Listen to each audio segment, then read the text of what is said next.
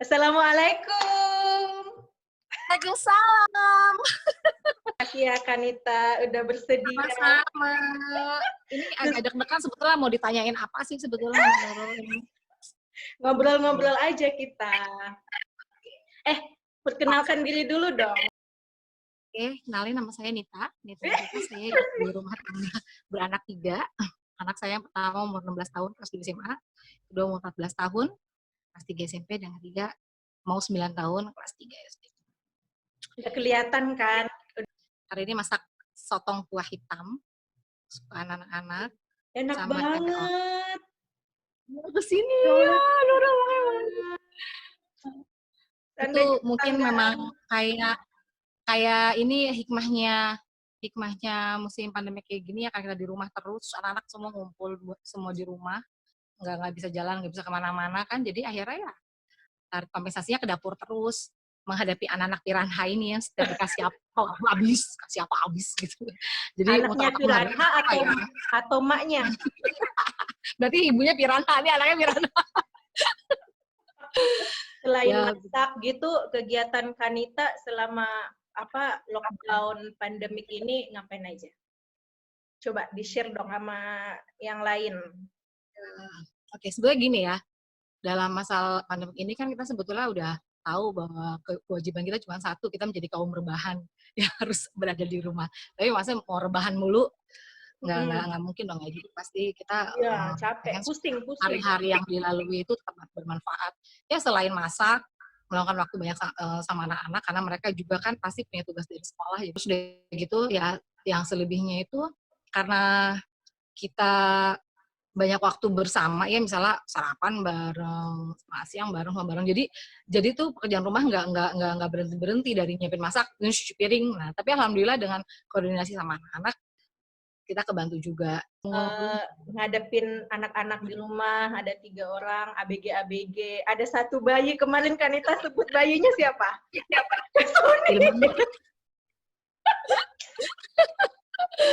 Aduh. Ada nggak mereka kayak pernah rasa bosan atau gimana gitu? Aduh mah kapan sih ini? Ada nggak sih Kak? Atau kalau misalkan ada, coba dong dikasih tips-tips untuk Iya sih, alhamdulillah ya, karena kan kita sehari-hari itu hanya bertiga biasanya. Kan kita Kasoni sama Ilman doang bertiga ya. Karena Aulia itu kan di pesantren. Jadi pada saat Mumtaz dan Aulia dipulangkan oleh pesantrennya kan pesantren tutup kan. Jadi begitu sampai tuh kita udah kasih tahu bahwa kepulangan kamu ini bukan untuk liburan. Nah, jadi alhamdulillah ya enjoy. Jadi selagi ya karena mereka di DN kan nggak boleh pegang gadget ya. Jadi pas pulang ke sini kan paling mereka jadi bisa pegang handphone, gitu, bisa bergadget. Jadi mereka udah paling nggak itu hiburan buat mereka. Terus kalau untuk Ilman sendiri, karena selama ini dia sendirian nggak ada temen dan ada abang sama tetehnya, jadi ada hiburan juga sama dia. Jadi komplain juga enggak, enjoy aja pokoknya, nggak minta keluar juga enggak, gitu, ngajak jalan juga enggak. Mereka oke aja gitu. Paham lah bahwa kondisi kita kayak gini, kayak gitu. Cuman yang mungkin yang bikin kita salah satu yang nggak bosan itu emang saat seperti ini kita briefing dulu sih, anak-anak kita briefing bahwa nanti kita akan seperti ini, kita seperti ini. Kayak sholat jamaah itu harus subuh sampai isya sholat jamaah. Kemudian setiap habis zuhur sama maghrib itu kita ada kultumnya dari anak-anak, jadi kita kasih tugas. Gitu. Udah lihat tuh videonya, Masya Allah banget. Ya, sampai ke Ilman juga dia kultum gitu. Terus yang jadi mentornya kalau nggak Mumtaz, gantian kadang Ulia. Jadi ada rasa excited juga pada saat dia kultum. Terus ini anak udah bisa nyebutin dalil gitu misalnya. Itu kan sesuatu yang baru gitu ya. Ya gitulah, yang namanya juga kan proses pembelajaran gitu. Alhamdulillah semakin lama semakin quality time banget ya Kak ya. Kayak nggak pernah quality time sebegini lamanya. Paling anak-anak libur juga seminggu 2 minggu, pulang lagi ke Jakarta gitu. Iya, benar. Iya, benar. Emang lebih kerasa banget family bonding kita tuh di sini. Terus setiap habis sholat jamaah kan kita tuh Kanita ada speaker ya. Jadi Komat pakai, si Ilman pakai speaker. Terus nanti pas bikin doa juga kita gantian, yang misalnya yang mimpin zikirnya, kadang Mumtaz jadi imam, ntar nanti yang doa dipimpin oleh Ilman gitu. Itu jadi pakai mic gitu, jadi serasa kita tuh kayak di majelis taklim. Pokoknya biar ada sedikit dramatis, heboh gitu, agak-agak parabola gitulah. Jadi pas ceramah juga mereka pakai mic gitu. Kanita Makassoni itu kayak ada aja idenya untuk menciptakan suasana baru gitu di rumah, kayak misalkan Nurul lihat tuh main games, main kultum, nyanyi gitu, ada aja, masak bersama, bikin bahkan utas aja sampai masak kebab gitu. Jadi kayak ada aja. Ini karena anak-anak tuh sekarang lagi senang belajar musik. Ikut maknya. Selama ini kalau libur kan waktunya cuma sebentar, misalnya 2 minggu, dan kita tuh udah yang misalnya Kanita dan kesibukan sendiri, aktivitas sehari-hari, suami juga kayak gitu, Kak Sony juga. Jadi kadang-kadang waktu untuk ngajarin musik tuh karena agak terbatas gitu. Terus kita juga asik jalan-jalan kemana-mana, jadi akhirnya waktunya sedikit. Nah sekarang ini nih emang kayaknya lebih banyak waktu untuk ngajarin mereka gitu. Dan mereka juga lagi senang tuh belajar sendiri. Jadi misalnya yang penting udah tahu chordnya, ntar mereka nyari sendiri di internet, terus nanti kita tinggal dengerin aja, salah tuh ke C, A minor, F. Jadi enak, kadang-kadang kita nyanyi bareng gitu. Jadi senengnya di situ aja. Dan karena musik itu kan sesuatu yang tidak terbatas ya. Misalnya sekarang mereka lagi senang lagu ini, nyanyiin terus besoknya mau nyanyi lagu ini, nyari lagi gitu. Jadi terus ya seperti itu. Jadi alhamdulillah sih dengan ada itu jadi bisa mengurangi kebosanan. Terus selama ini ada lagu yang tercipta nggak, J? Kanita kan suka tuh nyiptain lagu. Kita tuh banyak banget lagu yang, even lagu mesra, lagu apa tuh yang nyiptain Kanita. Belum kepikir malah nyiptain lagu. Lagi jadi andalan, kayak dulu kan sempat tuh musimnya Starla. Terus sekarang yang andalan apa? Apa ya? Aisyah kali. Aisyah. Nanti nyanyi ya. Kemarin tuh sempat seneng banget ngelihat lagu yang dituju untuk para dokter, para medis gitu ya. Judulnya Demi Raga yang Lain tuh suka. Jadi orang suka nyanyi lagu itu. Saya sebetulnya sebenarnya Kanita nggak terlalu yang nggak fanatik. Oh lagu-lagu ini suka gitu ya. Enggak sih. Kalau pas denger, enak terus nyanyiin, udah gitu aja. Nah, yang terus-terusan nyanyi. Tapi kemarin tuh karena ada beberapa permintaan, kok belum cover lagu Aisyah nih gitu. Akhirnya lagi hits banget ya semua loh. Lagi trending loh lagu Aisyah. Dan tumben sebenarnya Sony tumben mau nyanyi lagu itu. Dan mau pula direkam, biasanya kan nggak mau dia. Jadi tadinya kan kirain Nurul tuh lagu Aisyah itu lagunya si Sabian. Ternyata bukan ya, ternyata dari Malaysia loh. Iya. Dan itu dari tahun 2016 kalau nggak salah lagunya. Tapi viralnya di Indonesia, iya kan? Iya. Baru viralnya sekarang ini itu karena dinyanyikan Sabian, dan terakhir tuh yang cover yang sempat cepet banget naiknya Syakir Daulay itu cepet banget. Oh iya, yang cowok itu Nurul lihat tuh. Paling tinggi deh kayaknya dia viewers. Iya. Terus Arsy juga, anaknya Arsy. Iya, juga. Terus ada juga tuh pasangan duet, Nita Sony. Alah. Ini Kanita tuh sempat cerita nemenin anak-anak belajar. 3 orang lagi. Gimana tuh rasanya menggantikan peran guru di rumah? Gimana Kak rasanya? Gini ya, karena ini 3 anak itu kan yang 2 itu SMP, SMA ya, itu mereka udah lebih mandiri lah, jadi tidak terlalu ditemenin, terus kita juga nggak terlalu banyak membimbing banget, cuman diingetin doang, udah ngafalin belum, udah bisa belum, gitu doang. Karena kita lihat misalnya dari 19 PR misalnya, udah 11 yang dikirim dengan sekian, ya udah gitu aja paling ngecek. Tapi yang benar-benar didampingin tuh yang terakhir si Ilman aja. Kalau Ilman tuh memang perlu didampingin, dan untungnya dia itu tidak ada online kelas yang sinkronis gitu.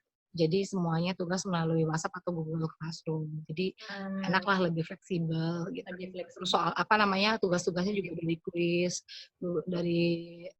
kuis online gitu. Jadi masih enak, masih oke lah gitu. Tidak terlalu yang bikin kita stres banget. Nggak kan itu juga kan denger ya pengalaman dari teman-teman yang lain, terutama di Indonesia kan kayaknya emang pada stres banget karena selain tugasnya banyak, terus kelas online-nya juga banyak, sampai tugasnya tuh yang misalnya senam direkam lah, ada upacara online ya, kayak gitu loh. Terus wah, iya gitu. Sebetulnya sih mungkin itu hal yang menyenangkan ya, tapi kadang gini, kalau cuman satu anak aja yang diurusin oke lah, tapi kalau 3 gitu, terus udah gitu misalnya laptopnya berebutan sama ayahnya yang mau pakai kerja gitu ya, karena jadwalnya kan kadang-kadang suka bentrok, itu agak apa ya, ya bikin masalah juga kayak gitu. Jadi suka dengar teman-teman tuh seperti itu, kakaknya juga online, ini online sementara ayahnya juga harus kerja. Ya alhamdulillah sih selama ini masih bisa tertangani dengan baik. Iya, jadi kayak kalau Nurul lihat tuh di timeline-nya Facebook, pokoknya medsos-medsos gitu, awal-awal di rumah aja tuh banyak banget orang tua tuh, khususnya ibu ya, yang stres gitu, kayak kecapean, bimbing anak gitu, belajar. Nah, baru tahu kan mereka, bahkan ada orang tua tuh yang kayak anaknya dicubit dikit aja tuh, udah ngadu lah ke polisi, kayak gitu. Jadi kayak mereka tuh baru tahu ini loh, susahnya ngebimbing anak lo yang baru satu anak sendiri, gimana guru yang menghadapi berpuluh-puluh dengan berbagai macam karakter gitu. Mudah-mudahan setelah ini nggak ada lah yang istilahnya kayak pembulian guru-guru, Iya. kayak gitu-gitu. Iya. Iya, yang jelas kita jadi lebih menghargai peran guru ya. Iya, banget. Kayak Kanita nih. Nah, Kanita kan terkenal dengan kalau nggak lockdown nih, kegiatannya tuh banyak banget. Ya, dari pagi sampai ke malam tuh bisa yang non-stop gitu.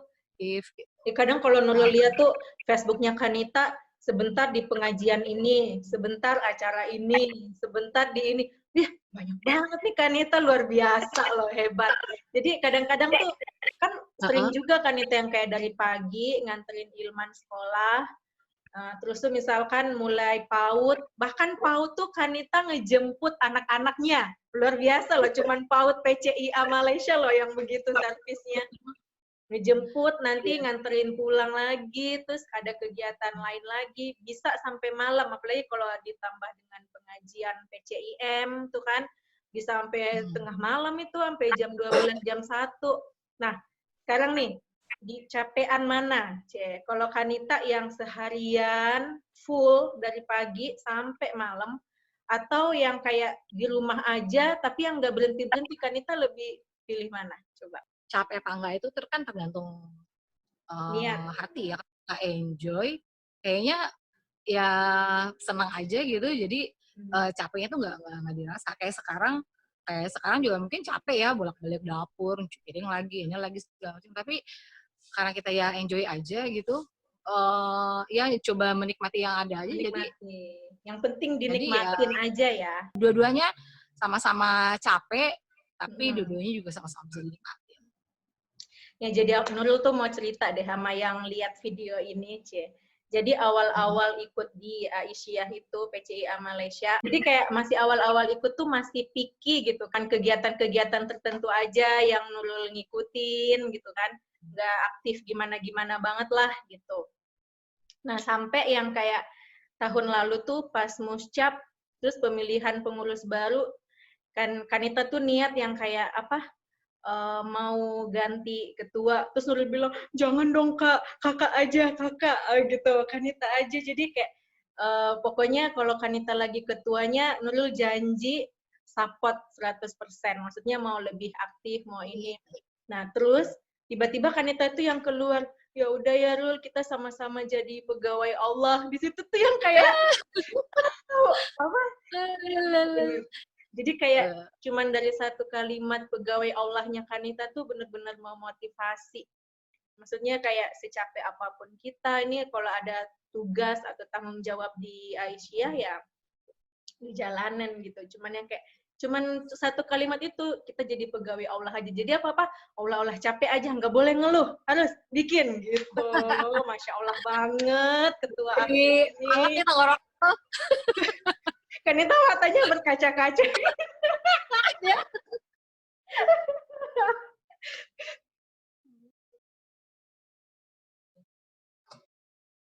Bisa aja nih Nurul. Beneran loh dia ngambil tisu. Habis kayaknya nggak ada kata-kata yang lebih menghibur ya. Maksudnya kita kalau namanya ini kerja sosial ya nggak, kita tidak bisa mengharapkan orang lain, kita tidak bisa ya seperti itu. Jadi memang kayaknya kata-kata itu yang sangat menghibur aja gitu. Kalau kita kerja sama orang, kita dapat gaji dari perusahaan gitu misalnya ya. Tapi benar loh Kak, kata-kata itu tuh yang kayak sampai sekarang tuh kerekam kayak ketato di hati gitu loh. Iya, terpatri ya. Iya, jadi kayak misalnya kita kan istilahnya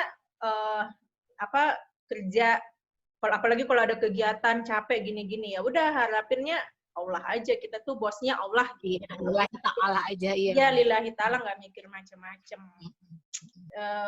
Kalau Kanita di rumah selama ini gimana? Kayak dasteran aja, kayak cuek aja, apa tetap dandan? Kayak enggak. Kalau Kanita tuh gini, dari dulu sih, dari sebelum ini pandemi ini terjadi, karena tuh kalau pagi mood booster Kanita itu adalah dengan dandan gitu. Jadi kayaknya kalau misalnya kalau belum mandi terus masih lusuh tuh, jadi kayaknya malas mau ngapa-ngapain. Tapi begitu udah mandi, udah dandan pakai alis tuh udah lebih semangat. Jadi sekarang juga seperti itu. Bayangin kita di rumah terus sama anak, pas mereka mau ngeliat kita kumpul terus gitu ya, pakai daster terus gitu kan, kayak enggak lah. Jadi paling enggak kalau pagi tuh begitu bangun aja, kadang sholat subuh aja udah pakai alis, pakai eyeliner. Iya ya. Kayaknya dandan tuh kayak menambah excitement di diri gitu nggak sih? Dan nambah mood. Dan satu lagi pakai parfum. Kalau aku suka pakai parfum kan Hilman. Anak-anak tuh suka meluk-lukin, suka kayak gitu kan. Jadi senang aja ya kalau kita wangi kan.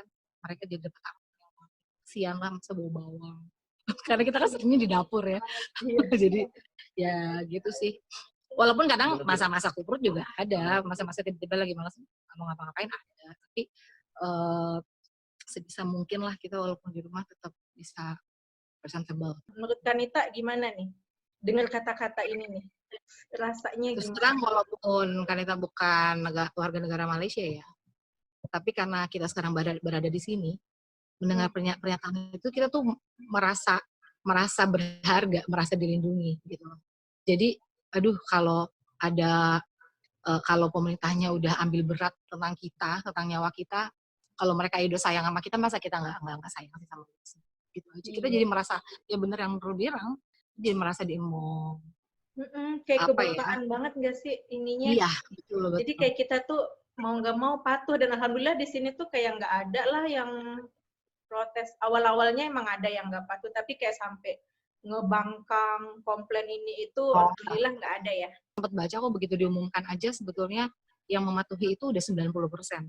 Kemudian begitu ada begitu 2 minggu ini seminggu berjalan dan mulai dikeluarkan kebijakan bahwa akan ada punishment, akan ada denda, langsung yang patuh tuh 97% gitu. Berarti menunjukkan memang ya alhamdulillah, syukurnya warga Malaysia tuh lebih mudah untuk diatur ya, karena memang mungkin tidak ada alasan untuk tidak patuh.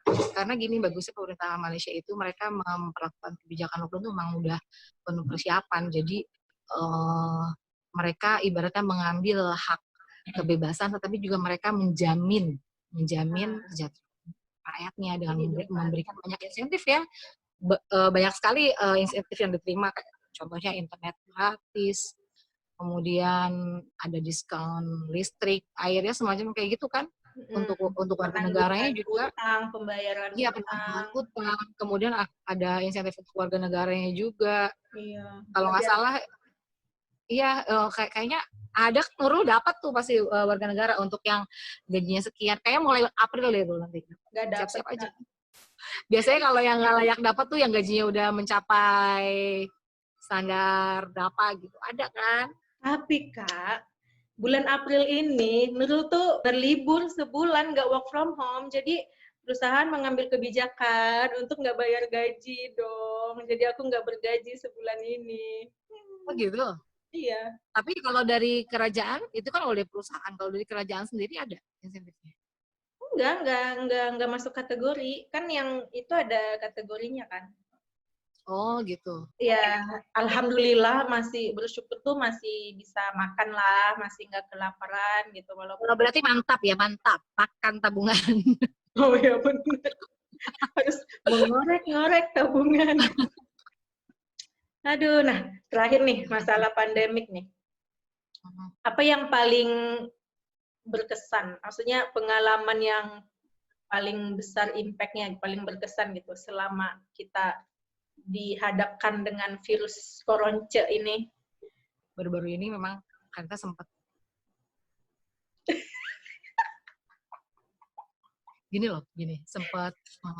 sempat sedikit uring-uringan gitu. Jadi kita kan selama ini sudah mencoba untuk duduk diam di rumah ya, nggak mau kemana-mana. Terus tiba-tiba Kak Sony itu diminta tolong sama sahabatnya untuk menjemput anak sahabatnya itu di pusat isolasi karena anaknya itu dulu pernah ikut perhelatan akbar Jumat Agung di Itali. Nah, dan itu tuh klaster terbesar jangkitan COVID ya. Iya. Jadi akhirnya kan dia diisolasi. Nah, alhamdulillah sih hasilnya negatif ya, enggak kena. Nah, terus karena orang tuanya di Indonesia, dia minta kasusnya untuk jemput anak itu di ruang isolasi. Kita deg-degan banget untuk melepas suami yang selama ini tuh ada di rumah, kita kekepin jangan kemana-mana ya gitu ibaratnya. Tiba-tiba dia harus keluar dan kebetulan agak jauh tempatnya di Kuantan, jam dari KL, harus ambil ke sana, dan harus ambil ke sana tuh harus surat kepolisian, harus dapat surat dari KBRI, kayak surat jalan loh. Kalau nggak, soalnya mereka nanti dia pas di jalan tuh pasti akan ketemu polisi, ditanya blok, iya. Jadi bukan cuma sekedar ngambil, tapi harus ngurus beberapa documentation. Nah, itu harus ambil ke ruang isolasinya. Jadi saya pikir kan di sana tetap aja berpotensi ya. Jadi agak sedikit gimana deg-degan gitu melepasnya. Tapi kayaknya ya memang karena si Ecik suami itu jiwanya penolong. Jadi dia tuh merasa kalau bukan kita yang bantu siapa lagi gitu. Saat ini orang tuanya mengharapkan sekali kepada kita. Bayangkan kalau kita tuh jadi dia gitu loh. Bayangkan kalau anak ini adalah anak kita gitu. Kadang-kadang mungkin suatu saat kita akan berada dalam situasi yang seperti itu gitu. Ya udah, akhirnya yang tadinya berat tuh pelan-pelan udah ya akhirnya kita emang harus yakin sih, emang tawakal sama Allah sih, yakin deh. Udah bismillah, akhirnya kita lepas juga sih Kak Sony jemput anak itu ke sana. Tapi tuh sambil cerewet tuh, maskernya, hand sanitizer pakai terus ya, setiap 10 menit sekali gitu. Dan itu sejak dia pergi tuh kita yang doain terus. Dan yang paling agak bikin deg-degan ya, pulang dari sana itu udah jam 7 sore, harusnya mau mampir ke pesantrennya dulu ngambil baju. Tapi nggak jadi dong, karena ternyata bensin tinggal 2 strip dan perjalanan masih sekitar 40 kilo. Dan bensin semua ditutup. Karena peraturan baru itu sekarang bensin itu jam 7 sore udah tutup. Bayangin, jadi kita bayangin itu tuh perjalanannya jauh, dan kalau lewat tol itu dia kanan kirinya hutan. Kanan kirinya kan highway, perkebunan gitu. Bayangkan kalau misalnya itu gila, itu nggak tahu gimana kalau berhenti di tengah jalan. Jadi pas habis maghrib sama anak-anak sholat langsung ayo kita doain mudah-mudahan ayah nyampe sini, maksudnya bensinnya cukup gitu. Itu yang ya kayak berkesan banget, asli deg-degan banget. Alhamdulillah begitu sampai jangan ada udah beres semua kan Kak, udah beres. Hilang lah ya deg-degannya. Di karantina nggak tuh? Nggak sempat, pokoknya cuma langsung suruh cuci bajunya segala macam, udah mandi segala macam baru kita boleh salam. Sebelumnya sih enggak, anak-anak juga pas dia datang cuma hey ayah dari sini aja, tapi nggak ada yang berani nyamperin. Karena suka nggak habis pikir juga, aduh keadaan kayak gini kok jadi bikin kita jadi kayak mana nih jiwa rasa penolong kita tuh kok jadi tiba-tiba hilang gitu. Kalau kan kita ngerasanya gitu ya. Kok jadi gitu? Jadi selfish semua kayaknya ya. Yang penting gue selamat gitu. Iya, benar gitu. Cuman kok pas ada terbaca obrolan dia sama sahabatnya gitu, iya deh, kasihan.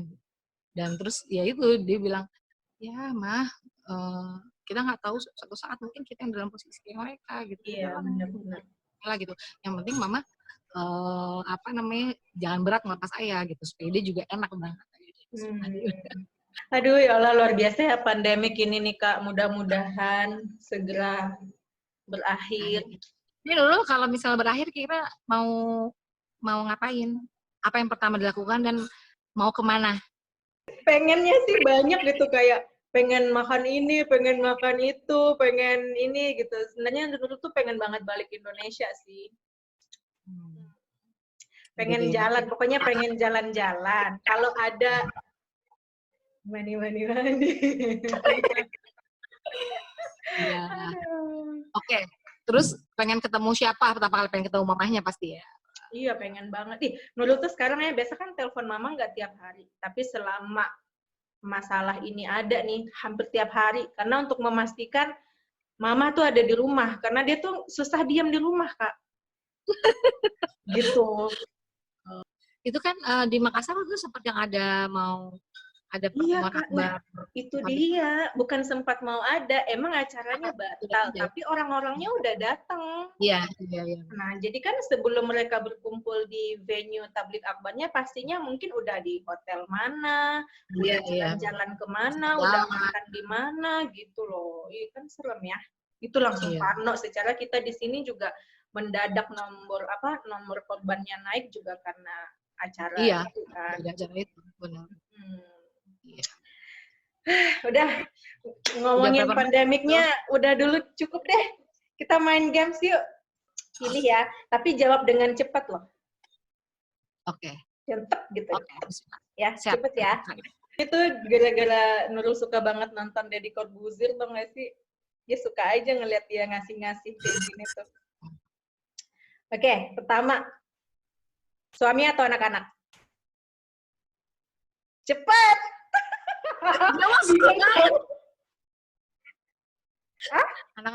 Anak-anak deh. Benar.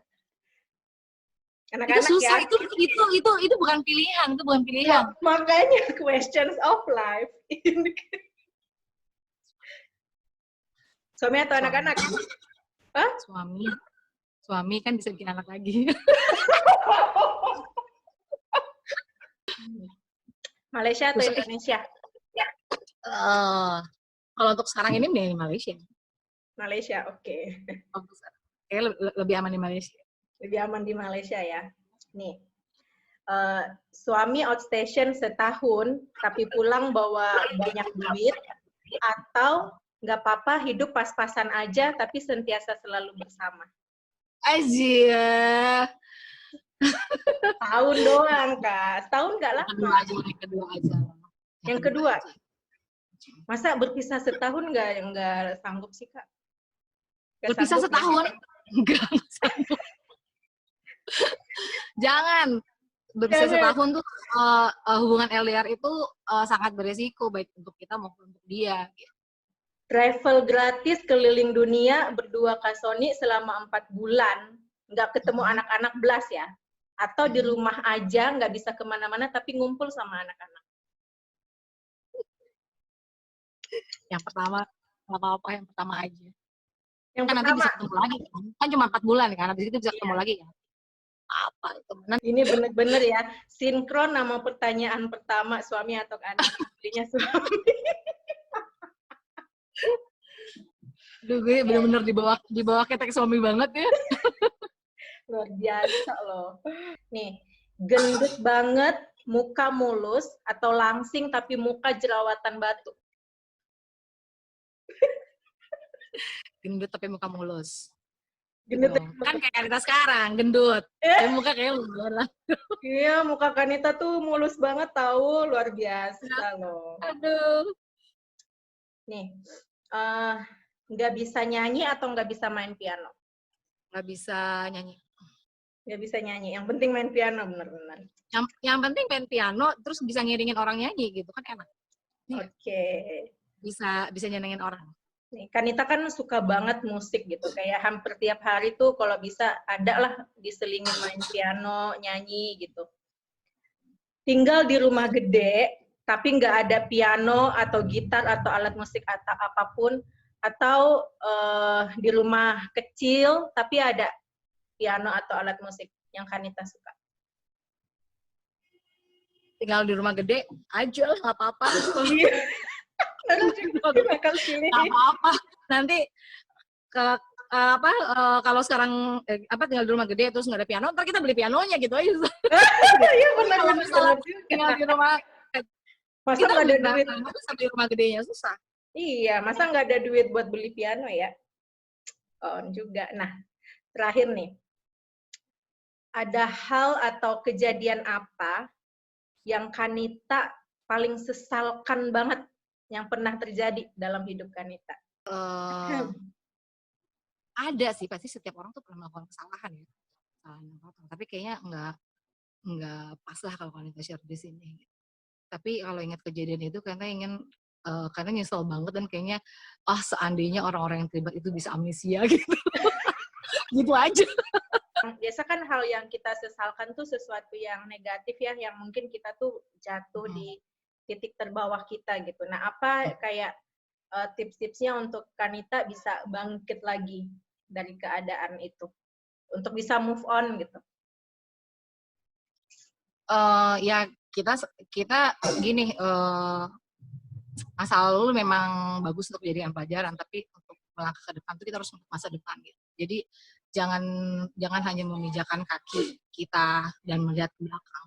Jadi kita visinya lihat ke depan aja. Walaupun sesuatu itu mungkin gini, it's forgiven but unforgettable gitu lah maksudnya. Iya, walaupun mungkin kita nggak bisa lupa dengan kejadian itu, dengan keterpurukan kita, tapi kita harus yakin bahwa masih ada harapan gitu aja masih. Dan yang membuat kita move on tentunya lingkungan, orang terdekat, orang kita sayang yang memberikan support. Kak, sosok yang apa nih, biasa kan kita tuh kayak ada seseorang yang paling menginspirasi kita gitu. Kenapa Nurul tanya ini? Ini Nurul mau cerita sama Kanita nih. Jadi tadi pagi subuh, Nurul tuh beberapa hari ini sering kebangun subuh jam 4 gitu. Kata orang sih, disuruh Allah sholat malam tuh. Iya. Tapi alarmnya tuh. Iya ya. Tapi tadi pagi kebangun, tiba-tiba kayak otak Nurul tuh, aduh, ini kita ngobrol-ngobrolnya dikasih nama apa ya gitu. Biasa kan kalau kayak orang-orang kan ada namanya gitu.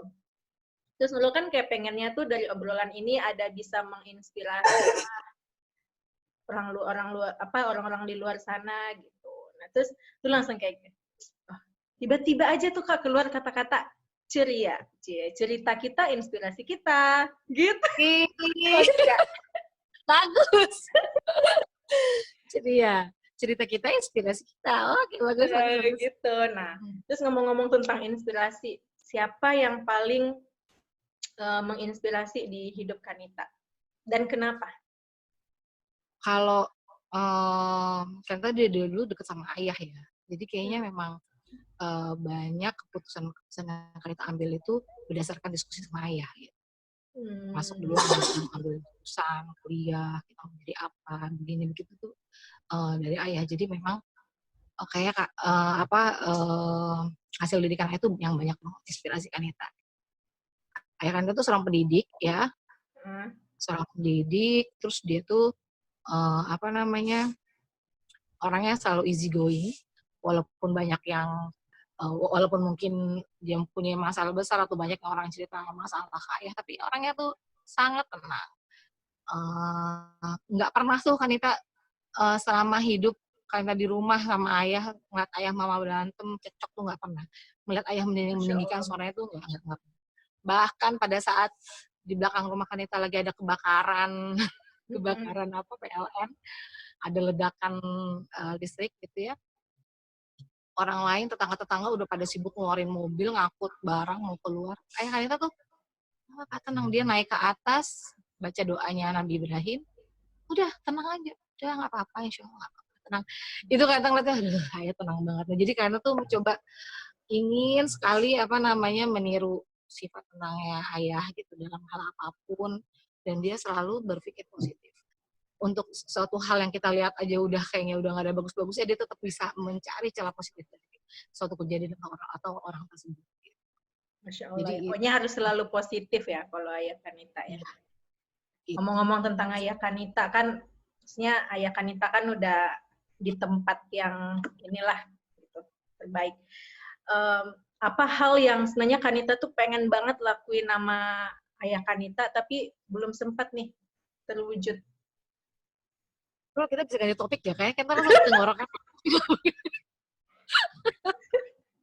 Aduh.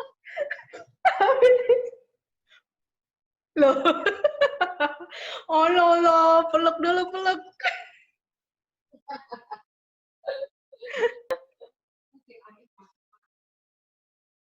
Ya Allah. Aduh. Apa ya?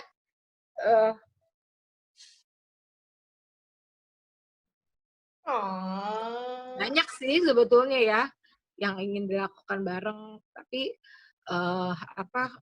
karena beliau sudah nggak ada, jadi kayaknya kita mensyukuri aja apa yang pernah sebelumnya dilalui bersama. Tapi karena bersyukur banget tuh pernah umroh bareng gitu sama ayah.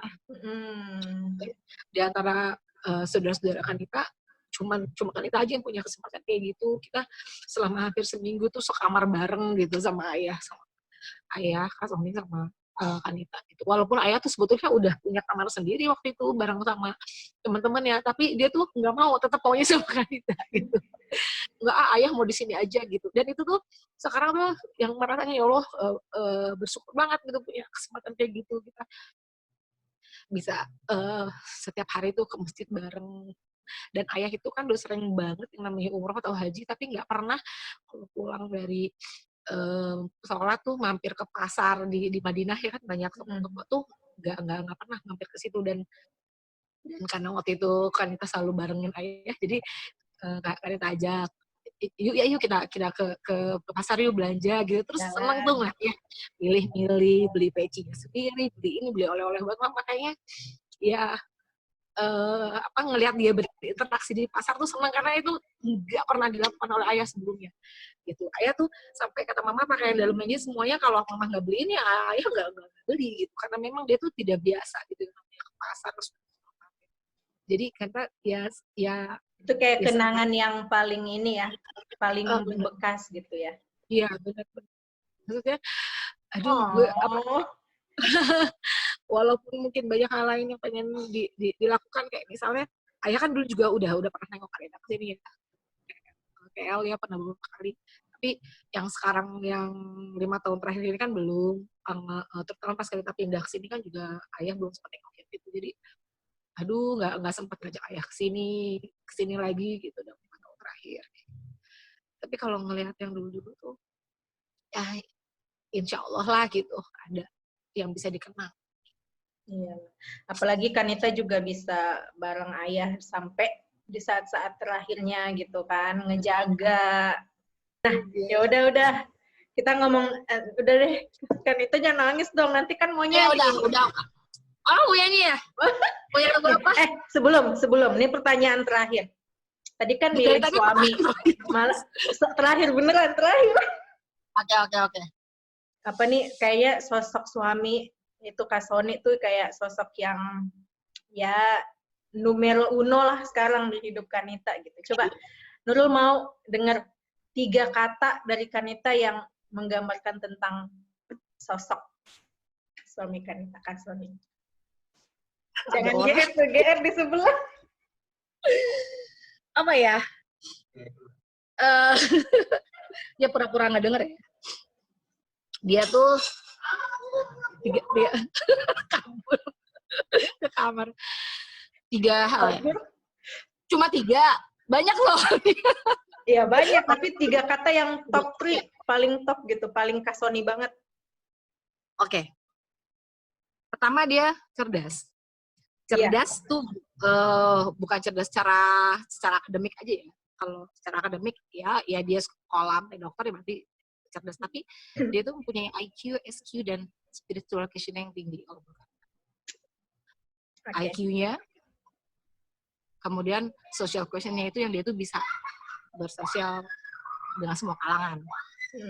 Dalam 1 hari itu dia ketemu sama calon Perdana Menteri, kemudian kolega sampai ketemu dengan TKI gitu.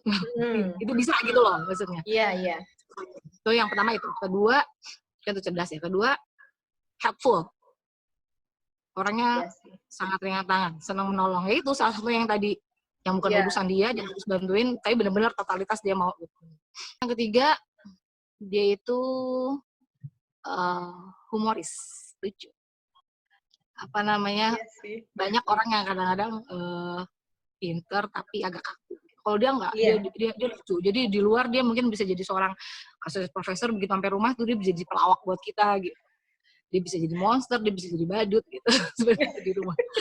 Jadi kadang-kadang suka kalau misalnya pas paket komplit ya istilahnya Kak. Momen-momen suka kerekam momen-momen dia lagi ngebanyol gitu, ntar kadang temen suka komen, ih Meni bisa ngebodor ya gitu si Om Prof teh. Aku seneng banget loh sesi ngobrol kita hari ini, kayaknya nano gitu nggak sih, dari yang ketawa-ketawa sampai nangis-nangis. Aduh. Yes, akhirnya aku bisa dong. Soalnya presenternya pinter banget sih ngasih pertanyaannya kayak gitu-gitu. Aduh, hostnya nih. Aduh, terakhir dong. Pokoknya makasih banget ya Kak, udah jadi tamu pertama. Tamu pertama udah kayak sok-sokan jadi YouTuber dong. Lalala. Ceria. Cerita kita? Inspirasi kita. Iya sih.